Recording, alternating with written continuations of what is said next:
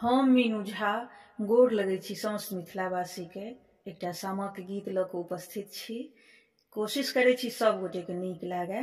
धन्यवाद। जय मिथिला, जय मैथिली। अयलै कार्तिक मास हो भैया, जी नहीं लागै हमार। अयलै कार्तिक मास हो भैया, जी नहीं लागै हमार। दिन लागै ससुरा में भैया हो, गुजे गुजे रात सन अन्हार। दिनो लागै ससुरा में भैया हो, गुजे गुजे रात सन अन्हार। अयलै कार्तिक मास हो भैया, जी नहीं लागै हमार।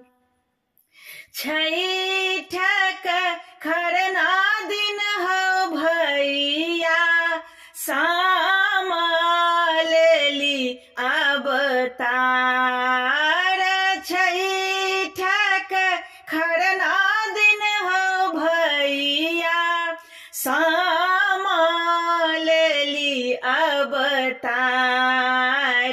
छैठक परना दिन हो भैया, सामा के करन जोगार। छैठक परना दिन हो भैया, सामा के करन जोगार। से सुनी हमर पाँचो भैया, घोड़ा पीठ भेला असबार। से सुनी हमर पाँचो भैया, घोड़ा पीठ भेला असबार।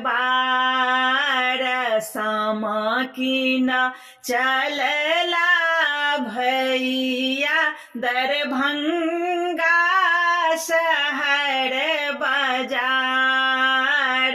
सामा कीना चलला भैया, दरभंगा शहर बाजार।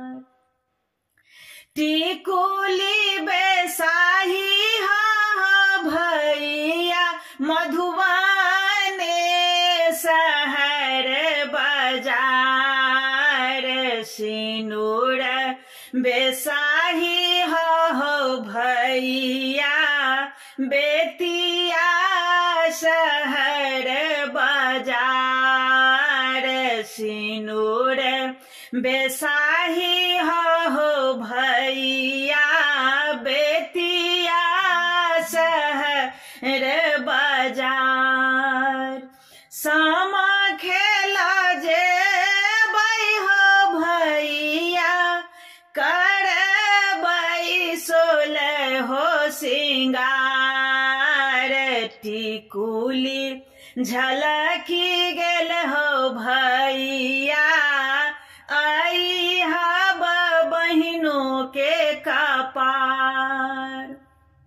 सिनुर झलकी गेल हो भैया, पाँचो भौजो के कपार। अयलै कार्तिक मास हो भैया, जी